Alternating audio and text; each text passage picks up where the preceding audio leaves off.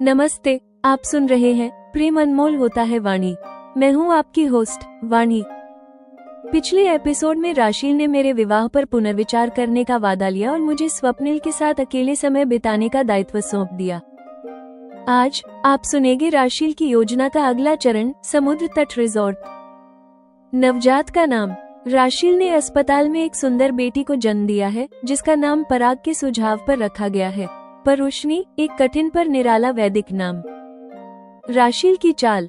राशील ने मुझे अस्पताल आने से मना कर दिया और स्पष्ट कहा, मैं चाहती हूँ इस वीकेंड में आप स्वप्निल के साथ कुछ घूम फिर लो। स्वीट की घबराहट। रात में घर लौटते हुए स्वप्निल ने बीच रिजॉर्ट स्वीट बुक करने की बात बताई। मेरे मन में एक ही चिंता थी, अगर स्वप्निल ने एक ही रूम बुक किया होगा तो मैं कैसे उसके साथ रात बिताऊंगी। आप जानेंगे रिजॉर्ट का रहस्य और मेरी चिंता का समाधान। 2 BHK फ्लैट वाला स्वीट। रिजॉर्ट की भव्यता देखकर मैं अचंभित रह गई। स्वीट एक 2 BHK फ्लैट जैसा था जहां पूर्ण प्राइवेसी थी। मेरी रात भर की चिंता व्यर्थ गई। स्वप्निल का तोहफा। स्वप्निल ने मुझे समुद्र तट पर प्रयोग आने वाली आवश्यक सामग्री से भरा एक सूटकेस दिया जिसमें फिट साइज की बिकिनी, कवर अप और सन हैट थी। अजीब महसूस करना। रेस्टोरेंट में मैंने देखा कि सभी ने बीच वियर पहना था पर मैं जीन्स और टॉप में थी। मुझे अपनी अज्ञानता पर लज्जा आई। मैं सहज नहीं थी पर मैंने अपनी उदासी का बहाना नींद कम होने का बनाया। और फिर मैंने अपनी भूल सुधारी। गलती सुधारना। मैंने झपकी लेने का बहाना बनाया और काली बिकिनी, गुलाबी क्रोशिया, कवर अप और हैट पहनकर बाहर आए। स्वप्निल का विस्मय। मेरी नई वेशभूषा देखकर स्वप्निल की प्रसन्नता स्पष्ट देखी जा सकती है। वह प्रशंसात्मक दृष्टि से मेरा सिर से पैर तक अवलोकन कर रहा है। क्या स्वप्निल मेरी प्रशंसा करेगा और क्या ये रिजॉर्ट मेरे विवाह न करने के विचार को बदल पाएगा। राशील की योजना, स्वप्निल का इंतजार और समुद्र तट पर बदलते विचार। प्रेम अनमोल होता है वाणी में आप सुनेंगे एपिसोड 36, स्वीट का रहस्य और बीच पर वेशभूषा का संकोच। 2 दिन बाद राशील अस्पताल में भर्ती हुई। वहां उसने सुंदर सी बेटी को जन्म दिया है। उसे 7 दिन अस्पताल में रहना है। उसका नाम परुष्णी रख दिया गया है। परुष्णी उच्चारण की दृष्टि से एक कठिन नाम है। यद्यपि परुष्णी वैदिक नाम था फिर भी यह निराला है। पराग के परामर्श पर राशील ने इस नाम पर स्वीकृति दी है। इसमें पराग के पी एवं राशील के आर का प्रयोग होता है। पराग ने छुट्टी ली हुई है। पहले 2 दिनों में मैं राशील और नन्ही परुष्णी के साथ अस्पताल में रही हूँ। घर से अस्पताल तक मेरा आना जाना स्वप्निल या उसके डैड के साथ होता है। दूसरी रात मुझे अस्पताल से घर लौटना है। तब राशील ने मुझसे कहा है, वाणी, कल से आपको अस्पताल आने की आवश्यकता नहीं है। पराग यहाँ होते ही हैं। मैं चाहती हूँ इस वीकेंड में आप स्वप्निल के साथ कुछ घूम फिर लो। शायद राशील अपनी पूर्व में तय की गई योजना के अनुसार मुझे स्वप्निल का साथ सुलभ करा रही है। अस्पताल में सभी व्यवस्थाएं बहुत उच्च कोटि की हैं। इसे मैं अनुभव कर ही रही हूँ। यहाँ मेरी कोई आवश्यकता नहीं है। मुझे ये भी लग रहा है पराग राशील को उनकी नवजात बेटी के साथ प्राइवेसी मिलना चाहिए। घूमना फिरना तो बाद में भी हो सकता है। मैं चाहती हूँ आप साथ रहो। उस समय मेरा स्वप्निल के साथ घूमना अच्छा होगा। मुझे संकोच हो रहा है। वाणी, मुझे अभी बाहर घूमने के लिए कुछ समय प्रतीक्षा करनी होगी।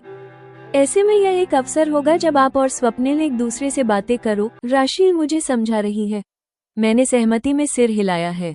रात में घर लौटते हुए स्वप्निल और मैं साथ हैं। वाणी, कल और परसों 2 दिन के लिए मैंने एक बीच रिसोर्ट स्वीट बुक किया है। आप कल सुबह 7 बजे निकलने के लिए तैयार हो जाना।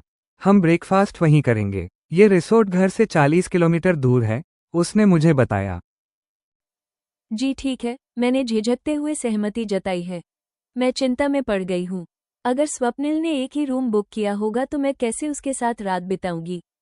बहुत देर करवट बदलने के बाद मैंने इस समस्या को भाग्य पर छोड़ा है। अब जो होगा वो देखा जाएगा। इस उलझन के कारण मुझे नींद देरी से लगी है। मैं रिसोर्ट जाने के लिए स्वप्निल के साथ कार पर सवार हो रही हूँ।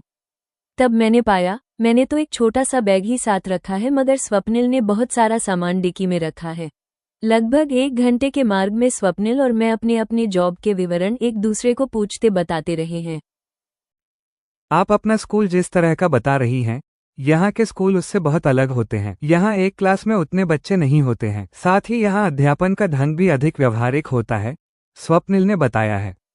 मैं क्या कहती, मैं थी तो खूब मंडूकी, मैं चुप ही रही हूँ। हम रिसोर्ट पहुँचे हैं। वहाँ की भव्यता देखकर मेरी आंखें खुली की खुली रह गई हैं। रिसेप्शन पर आवश्यक औपचारिकताएं पूर्ण करने के बाद मैं स्वप्निल के साथ रूम में पहुँची हूँ। रूम और स्वीट का अंतर मुझे वहाँ समझ में आया है। मैं अचंभित हूँ। वो स्वीट मुझे एक 2 BHK फ्लैट जैसा लग रहा है। उसमें सब व्यवस्थाएं एक से बढ़कर एक और सुविधाजनक है। स्वीट की एंट्रेंस अवश्य एक है, मगर अलग अलग कक्ष में पूर्णतया प्राइवेसी है। मैं अगर चाहूँ तो अपने कक्ष में ऐसे रह सकती हूँ जैसे मैं अकेले में रहती हूँ। रात जिस चिंता में मुझे नींद नहीं आई थी, यहाँ ऐसी कोई खतरे वाली बात नहीं है। स्वप्निल और मैं अपने अपने कक्ष में व्यवस्थित हुए हैं। मैं पसरकर किंग साइज बेड में लेट गई हूँ। तब दरवाजे पर दस्तक दी गई है। अब क्या हुआ है, सोचते हुए मैं दरवाजे पर गई हूँ। जैसी आशा थी वहाँ स्वप्निल ही है। उसने मुझे एक सूटकेस दिया है।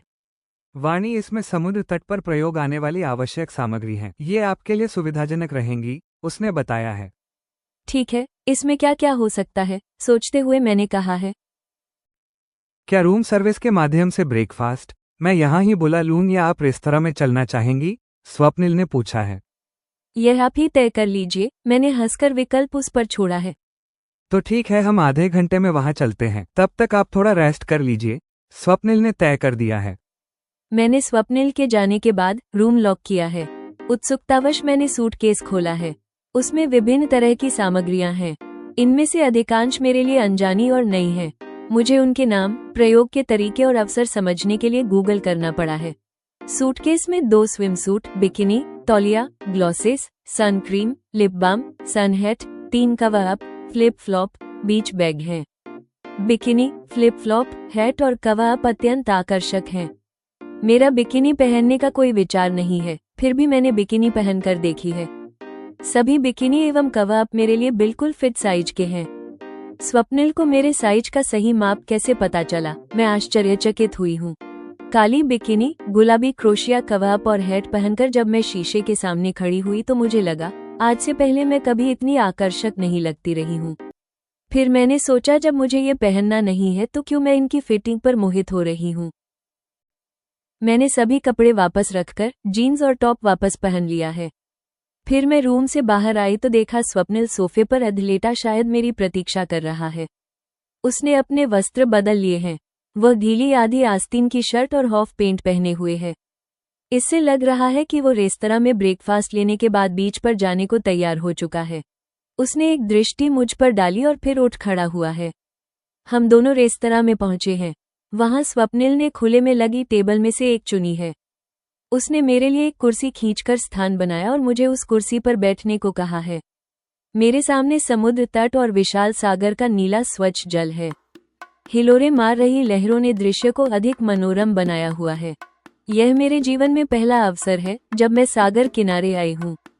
प्रसन्नता से मेरा मुख नए नए खिले गुलाब के फूल की तरह खिल गया है।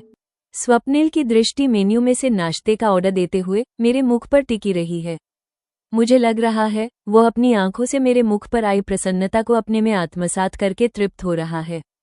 किसी लड़के का यूं अपनी ओर देखना मुझे पहली बार प्रिय लग रहा है।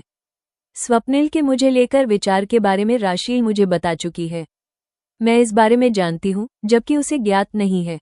मैं स्वप्निल से विवाह करूंगी या नहीं, मैंने अभी इस पर निर्णय नहीं लिया है। फिर भी मुझे स्वप्निल का यूं देखना अच्छा लग रहा है। किसी मनोरम स्थल में अपने प्रिय का साथ मिलना जिस प्रकार किसी लड़की के लिए अत्यंत सुखद अनुभूति होती है, वैसा ही कुछ अभी मेरे साथ हो रहा है। हम दोनों ही चुप रहकर परस्पर कुछ बता और जता रहे प्रतीत हो रहे हैं। तब वेटर ट्रे में नाश्ता ले आया है, उसके साथ एक असिस्टेंट वेट्रेस भी है।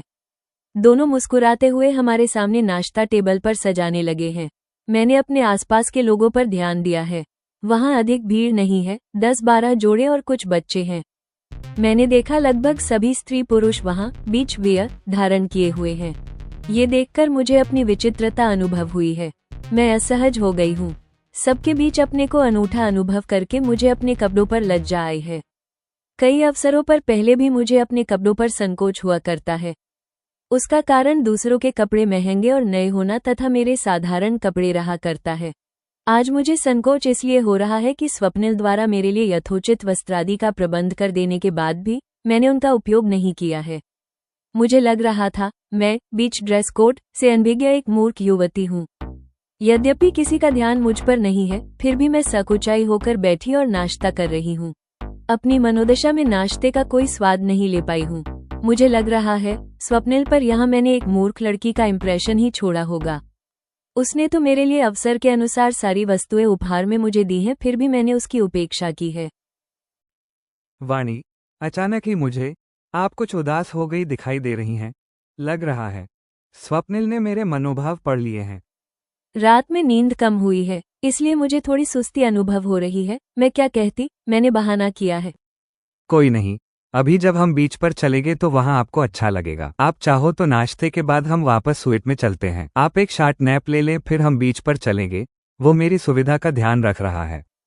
मुझे लगा यह मेरे लिए अपनी भूल सुधार करने का अच्छा अवसर हो सकता है। मैं भी यहाँ आते हुए यही विचार कर रही थी। हम अभी वापस चलेंगे। मैं कुछ देर झपकी लेने का प्रयास करूंगी, फिर 1 घंटे में हम बीच पर चलेंगे। मैंने सम्मति जताई है। ये ठीक रहेगा। स्वप्निल खाने में मग्न हो गया है। लगभग घंटे भर बाद मैं स्वप्निल के साथ स्वीट से निकली हूँ। अब मैंने काली बिकिनी, गुलाबी क्रोशिया कवर, ग्लासेज और हैट लगाया हुआ है। साथ ही मैं सन क्रीम और लिप बाम का प्रयोग करना भी नहीं भूली हूँ। मुझे देखकर स्वप्निल की प्रसन्नता स्पष्ट देखी जा सकती है। वह प्रशंसात्मक दृष्टि से मेरा सिर से पैर तक अवलोकन कर रहा है। मैं आशा कर रही हूँ कि वो मेरी प्रशंसा करेगा। जेमिनाई की समालोचना, रचनात्मक मार्गदर्शन और प्रस्तुति निर्देश। प्रिय श्रोताओं, एपिसोड 36 ने वाणी की कहानी को एक नया आयाम दिया है।